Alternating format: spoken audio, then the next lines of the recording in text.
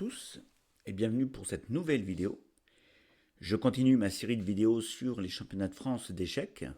Nous avons vu la dernière fois des positions tirées des parties de Sandrine, mon apprenante. Et cette fois-ci, je vais vous montrer des positions qui sont tirées de mes propres parties. Le concept est toujours le même. Je vous montre la position. Je vous fais des propositions parfois, ou parfois je vous fais simplement réfléchir sur la position pour voir si vous allez réussir à jouer le meilleur coup. Et bien évidemment, ensuite, je vous montre un peu ce qui s'est passé dans la position et ce qu'il fallait jouer ou ce qui a été joué. Alors ici, première position, j'ai les noirs. Je viens de jouer roi C6 pour protéger mon pion B5 qui était attaqué par le pion A4. Et la question est simple, c'est que font les blancs? Que peuvent jouer les blancs dans cette position? Alors, il y a deux propositions que je vous fais. Le pion A prend B5 avec un échec. Et puis, le pion D5 qui avance, bien sûr, le pion D4 qui avance en D5 avec un échec. Donc, je vous laisse mettre sur pause la vidéo, essayer de réfléchir à ces deux coups et essayer de me proposer le meilleur coup, le coup que vous pensez le meilleur.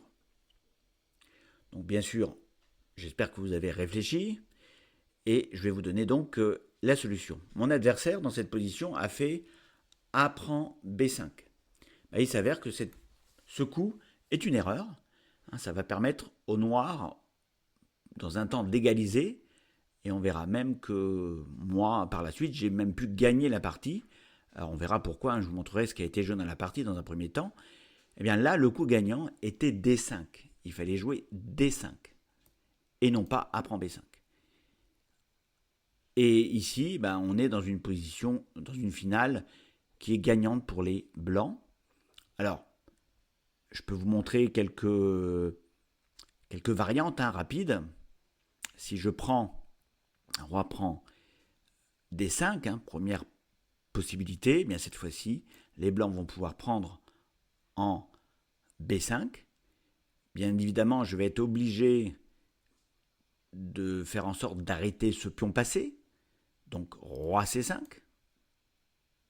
B6.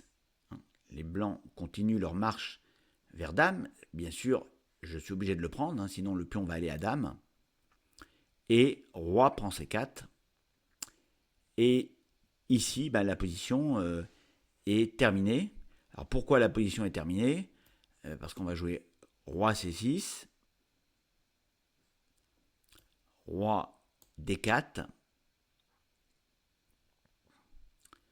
roi D6 pour empêcher la pénétration du roi blanc, roi E4, roi E6, B3,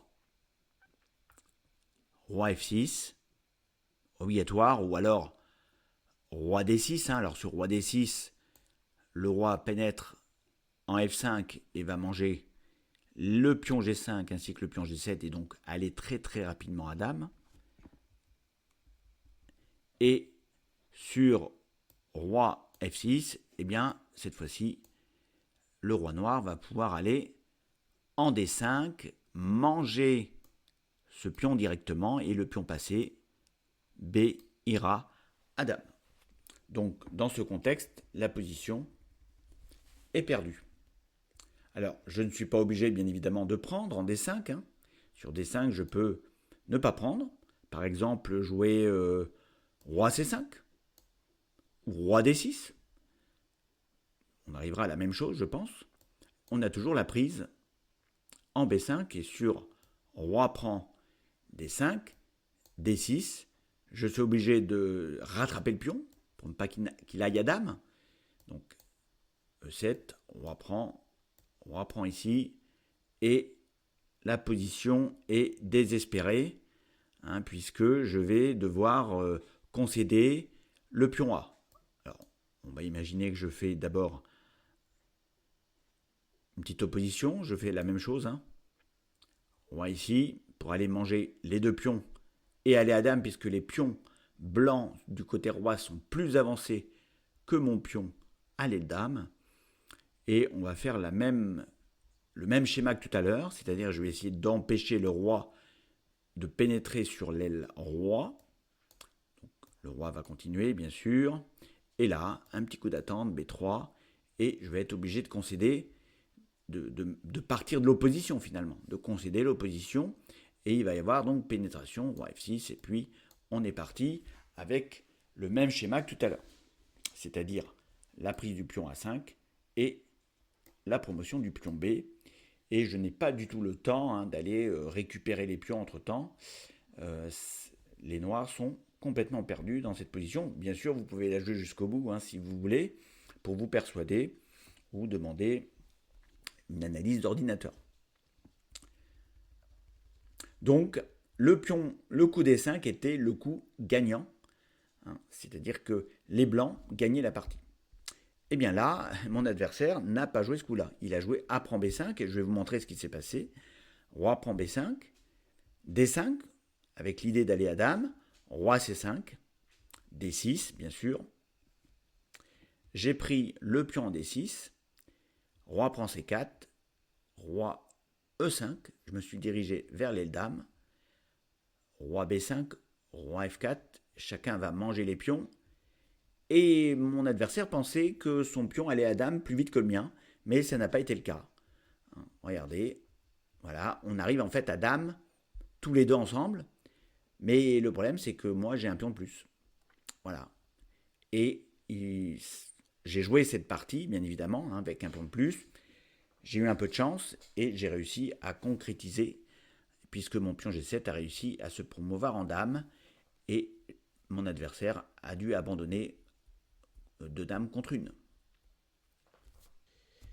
Deuxième position que je vous propose par rapport aux parties que j'ai jouées. J'ai les noirs dans cette partie, c'est aux blancs de jouer, et les blancs ont décidé de jouer le coup C6. Alors, ils ont délibérément donné un pion pour permettre justement d'activer leur pion en C6 et donc de permettre d'obtenir ce qu'on appelle un pion passé. Et l'idée, c'est que le pion C6 attaque le cavalier D7 et le cavalier D7 n'a pas 36 cases en fait. Et ce pion C6 va devenir une épine dans le pied des noirs. Mais je réservais une petite surprise à mon adversaire et c'est à vous de trouver cette petite surprise tactique qui va me permettre justement de contrebalancer ce fameux pion passé si dangereux. Toujours pareil, je vous laisse un peu réfléchir, vous mettez sur pause, vous réfléchissez et je vais donner la solution. Ici, eh bien, je vais laisser mon cavalier en prise et je vais jouer le cavalier en H5 avec l'idée d'attaquer le fou F4 qui n'est pas défendu. Alors, bien évidemment, on peut se poser des questions, mais que se passe-t-il si pion prend cavalier? Eh bien, je vais reprendre avec le fou et je vais attaquer le cavalier avec la tour et le fou. Il n'est défendu qu'une fois par la dame. Et en plus de ça, je vais donc attaquer également le fou en F4, ce qui fait que je vais pouvoir récupérer ma pièce et donc j'aurai dans l'histoire gagné un pion. Et les blancs n'auront pas de compensation suite à la perte de leur pion.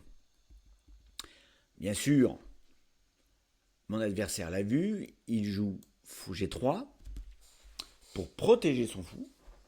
Et bien évidemment, toujours avec l'idée d'attaquer avec son pion C6, mon cavalier en D7. Et là, je vais jouer un très bon coup. Deuxième pause, deuxième réflexion de votre part.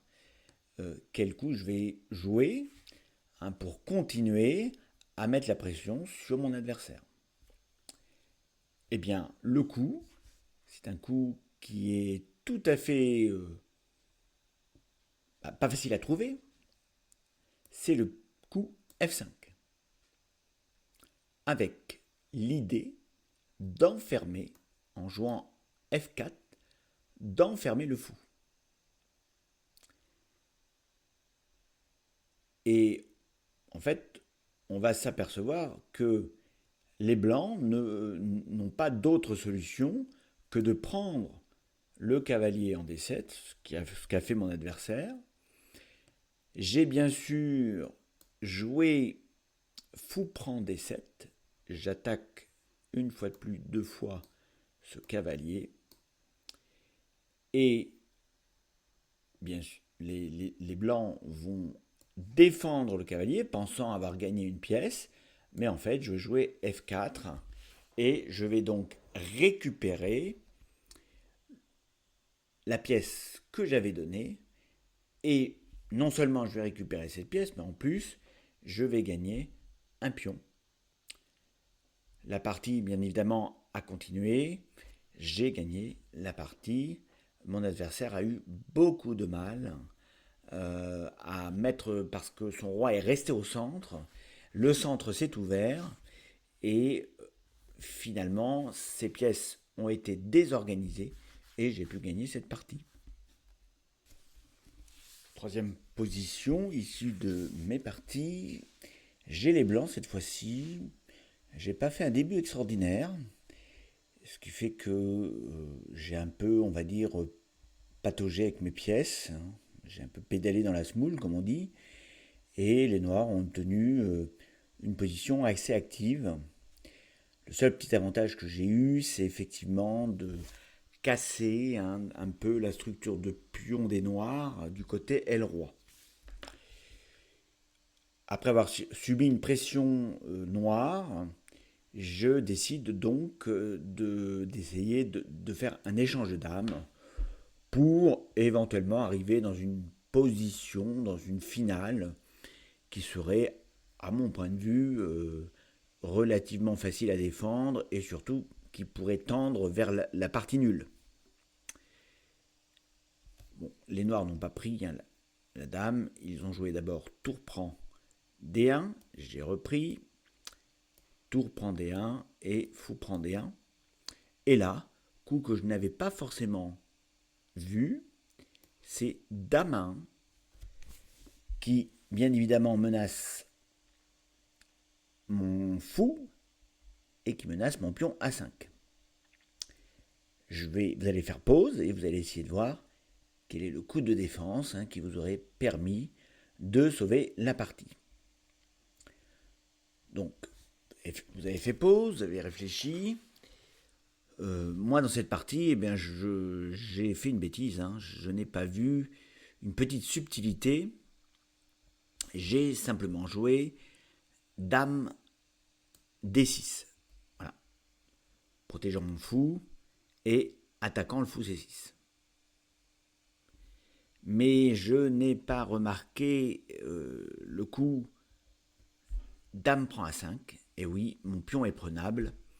Pourquoi ? Parce que simplement, le fou C6 n'est pas prenable.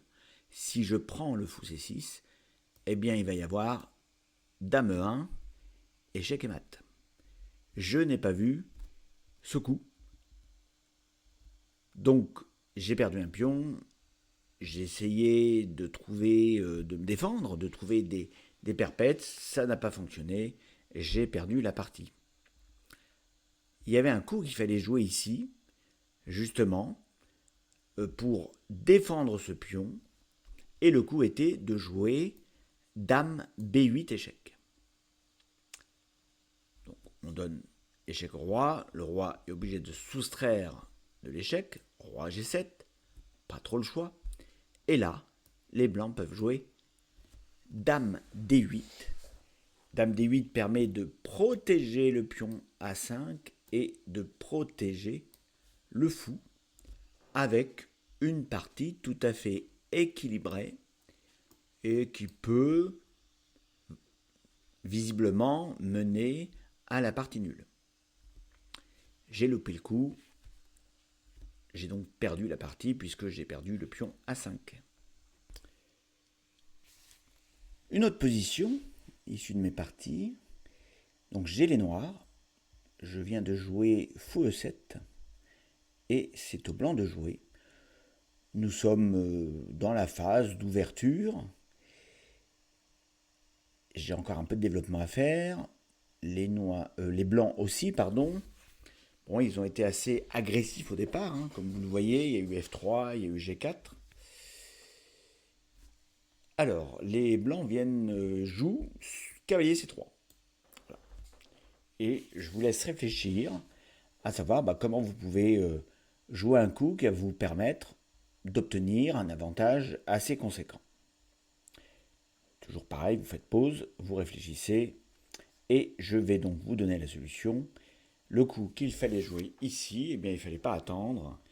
En jouant cavalier C6, finalement, en jouant cavalier C3, les blancs ne couvrent plus l'échec des noirs. Et donc, j'ai joué fou H4, échec au roi, et cela oblige les rois, le roi à se déroquer. Alors, bien sûr, on pourrait éventuellement jouer fou F2, dans ce cas-là, fou prend, roi prend, et peut-être un dame H4 avec un échec, c'est une possibilité, et le roi blanc se retrouve un peu dans les courants d'air, et en position de faiblesse.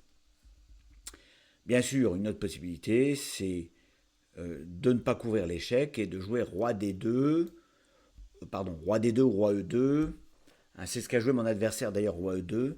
Et les blancs se retrouvent effectivement avec un roi au milieu de l'échiquier. Et ça va être difficile pour eux. Hein. Bien évidemment, la partie va être assez compliquée. Il s'avère que la partie a continué. J'ai pas très bien joué. J'ai essayé d'ouvrir le centre très rapidement. Je n'ai pas réussi. Les noirs ont réussi à fermer le centre et le roi n'a pas été plus inquiété que ça. Et la partie s'est terminée par un match nul. Une autre position issue de mes parties. Cette fois-ci, j'ai les blancs. Et je vais jouer le coup cavalier E4. À vous de réfléchir sur la riposte des noirs qui auraient dû me faire perdre la partie.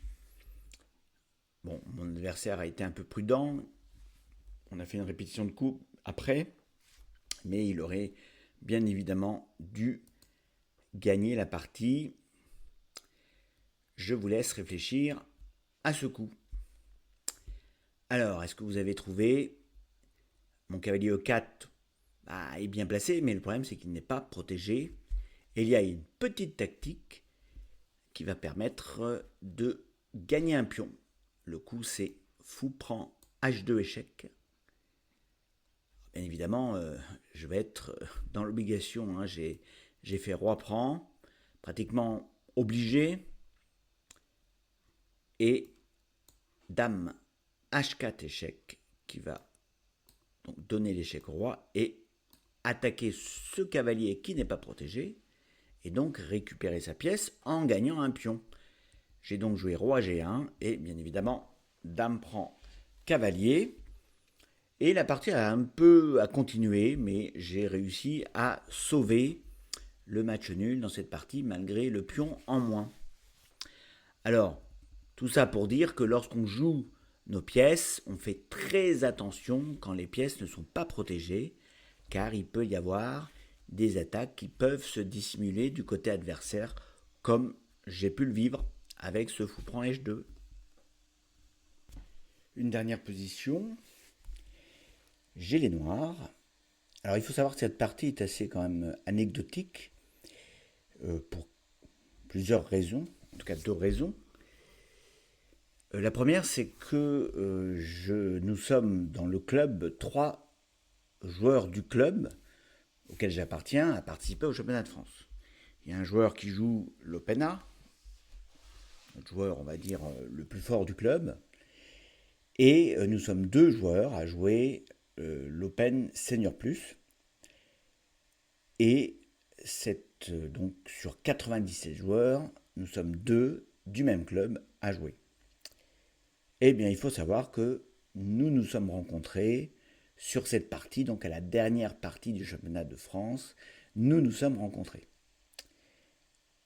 Alors, chose encore plus anecdotique, il faut savoir que j'ai joué ce joueur 2 fois dans ma vie. C'était la 2e fois à ce championnat de France. Et je l'ai déjà joué une fois. Donc on s'est rencontrés donc 2 fois. Et je l'ai déjà joué une fois, il y a 30 ans, au championnat de France. C'était en 95 et j'avais les blancs et il avait les noirs. Donc on se retrouve pour la revanche 30 ans après. Alors, le début a été tel que je connais mon adversaire. Hein. C'est un début assez particulier qu'il joue. Je trouve que je m'en suis pas trop mal sorti. Et nous sommes dans cette position, j'ai les noirs. Et je vais vous demander, dans un premier temps, avec les blancs, que jouez-vous? Quel est le coup vous allez vouloir jouer avec les blancs? Donc je vous laisse réfléchir, je donne la solution bien sûr. Et bien là, le coup, on va dire, qui va permettre aux blancs d'essayer de garder un équilibre, c'est de jouer B3. Avec l'idée d'essayer d'échanger ce pion C4, car ce pion C4 est une vraie épine dans le camp blanc. Il est là pour en paralyser un peu cette position blanche. Donc, très bonne réaction des blancs, il joue B3 pour essayer d'échanger ce pion C4 et surtout pour donner vie à ce fou en C1 qui n'est pas développé. Ici, j'ai simplement échangé le pion, j'ai fait C4 prend B3 et je vous pose la question, que jouez-vous avec les blancs? Alors, le seul coup qui donne un léger avantage au camp noir, c'est le coup A prend B3. Tour prend B3 n'est pas très bon puisque je vais pouvoir, alors j'ai le choix entre 2 coups, ou Dame prend C2, voilà, ou alors Fou prend E5 qui va me permettre de gagner un pion et très certainement la partie. Une autre possibilité, c'est de jouer C prend B3. Mais là, on va s'apercevoir effectivement que ce pion en D2 va être une grosse faiblesse dans le camp blanc. Je vais jouer par exemple tour F D8 avec l'idée de taper sur ce pion arriéré. Mais c'est pas ce qu'a joué mon adversaire. Mon adversaire a essayé de jouer ce qu'on appelle un coup intermédiaire, c'est-à-dire il va essayer de créer une menace plus forte que le pion que je viens de prendre. Et l'idée étant qu'en créant cette menace, il va essayer de gagner du temps dans son développement pour justement développer ce fameux fou C1 qui n'est pas développé. Et mon adversaire a joué fou A3 avec l'idée bien évidemment d'attaquer ma tour. Et il va s'avérer que ce coup va être une faute, qui va précipiter la perte du camp blanc. Je joue tour FD8. Déjà, j'enlève bien évidemment ma tour est attaquée, donc j'enlève ma tour de l'attaque et je place ma tour sur une colonne semi-ouverte qui va me permettre d'activer cette tour. Et mon adversaire va jouer C prend B2 pour récupérer son pion. Et là, je vais simplement vous poser la question, quel coup vous jouez avec les noirs pour terminer votre adversaire, pour porter les stockades. Alors il y avait un coup très fort ici, c'était le coup Dame A5, qui permettait effectivement d'attaquer ce fou A3, d'attaquer également le pion D2. Donc j'attaque ce fou qui n'est pas défendu et j'attaque également le pion D2. Bon, c'est pas ce que j'ai joué, Moi, j'ai préféré un autre coup. J'ai préféré le coup Dame C2. Alors, un peu moins fort que Dame A5, mais il attaque directement le pion D2. Bien sûr, j'attaque une fois avec la dame et j'attaque une fois avec la tour. Et le problème de ce pion D2, c'est qu'il ne peut pas bouger parce que je vais pouvoir échanger les dames et rentrer dans une finale qui va m'être favorable. Alors ici, les blancs ont joué fou B4, bien sûr pour protéger une deuxième fois le pion D2, tour AC8, pour mettre en jeu la dernière pièce noire qui ne jouait pas. Je double, finalement, je prends vraiment possession de la colonne C et ça me permet de faire jouer ma tour qui ne jouait pas en A8. Et là, mon adversaire a joué tour C3. Question, que jouez-vous avec les noirs pour terminer la position? Eh bien, le coup est simple, c'est dame prend D2, avec bien évidemment la menace de prendre la dame qui n'est pas protégée, et la découverte de la tour, il n'y a pas de découverte utile. Et d'ailleurs, les blancs vont perdre dans quelques coups. Ils ont joué dame prend D2, tour prend D2,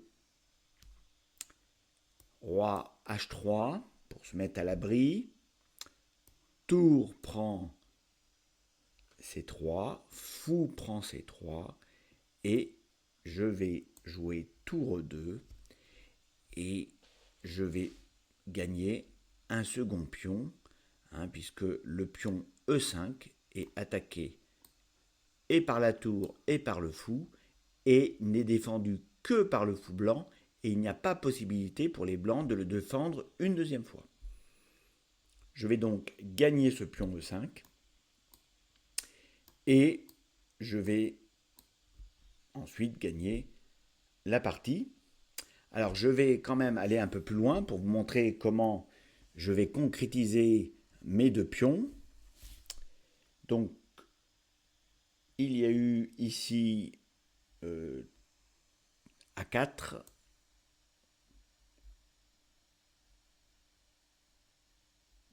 donc fou prend E5, fou prend E5, tour prend E5, je récupère mon deuxième pion, tour C1 bien évidemment pour prendre possession de la colonne ouverte, pour enfin faire jouer la tour qui ne jouait pas depuis le début de la partie. Je joue tour E3 avec l'idée d'attaquer le pion faible en B4. Tour C8, échec au roi, gagne un temps sur le roi. Roi G7, je pars l'échec. B4, pour bien évidemment éviter de perdre un pion. Je vais jouer tour E4, je continue à attaquer le pion en B4. Mon adversaire joue tour A8 pour proposer une espèce d'échange. Si je fais tour prend B4, eh bien tour prend A7. Mais bien évidemment, je ne vais pas me laisser faire. Je vais jouer A6, qui va avoir pour objectif de protéger le pion. Et je continue à attaquer le pion B4. Et il s'avère que là, mon adversaire a abandonné parce qu'il ne peut pas éviter la perte d'un troisième pion. Et donc, la partie est complètement terminée. Écoutez, je vous remercie d'avoir regardé cette vidéo et je vous dis à une prochaine vidéo. La bonne idée, ça serait de vous abonner, de liker la vidéo, de partager la vidéo. Vous pouvez également la commenter, bien évidemment, et vous faire une petite notification pour les prochaines vidéos. Merci.